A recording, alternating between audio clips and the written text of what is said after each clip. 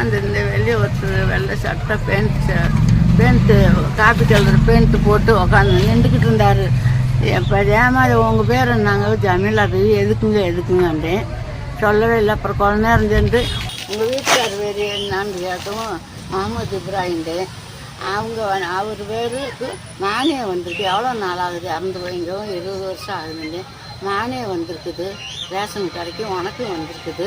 அந்த இதெல்லாம் இங்கே கார்டு இதெல்லாம் கொடுங்கன்ட்டு வாங்கி பார்த்தாரு. பார்த்துட்டு 1500 இது கொடுக்கணும், அதுக்கு காசு கொடுக்கணும். காசெல்லாம் இல்லைங்க அப்படின்னு எங்கேயே ஃபோன் பேசினார். அந்த அம்மாட்ட காசெல்லாம் இல்லையா அப்படின்ட்டு. இது அங்கே ரேஷன் கடையில் பார்த்ததும் காயத்தில் வாங்கிட்டு வந்துடுவோம்மா அப்படிங்கிறதும் நான் நம்பி நான் அப்பவும் இல்லைன்ட்டேன். யோசனை பண்ணிக்கிட்டே தடா போடாண்டு எப்படி கொடுத்தேன்டே எனக்கு ஞாபகம் இல்லை. தோட்டா விட்டது அப்புறமே நான் பார்க்குறேங்க. அதில் தோடு இல்லை எனக்கு. எவ்வளோ பவுனு தோடு? 3 கிராம். எவ்வளோ மானியம் வந்திருக்குன்னு சொன்னாங்க? மானியம் உனக்கு 17,000, அவருக்கு 20,000 வந்துருக்குது.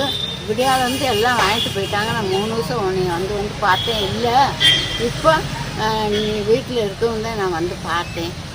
வாமான்ட்டு கூப்பிட்டுக்கிட்டே இருந்தாலும் நான் எதுக்குன்னு வெளியே போகவே இல்லை. சொல்லவும் இல்லை. நான் வீட்டில் வேலை பார்த்துக்கிட்டே இருந்தேன். வாமா பேரை சொல்லுமா எதுக்குன்னு 4 ദിവസം கேட்டேன். பேசாமல் இருக்கார். அப்போ நீங்கள் கலட்டி கொடுத்தீங்களா அவங்களா கலட்டினாங்களா?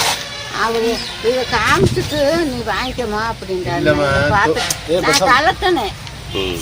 இதையே எங்கள் காசு இல்லையே பார்த்ததும் கொடுத்துட்றேன்டாரு. இப்படியே காமிச்சிட்டு நான் கொடுத்துட்றேம்மா.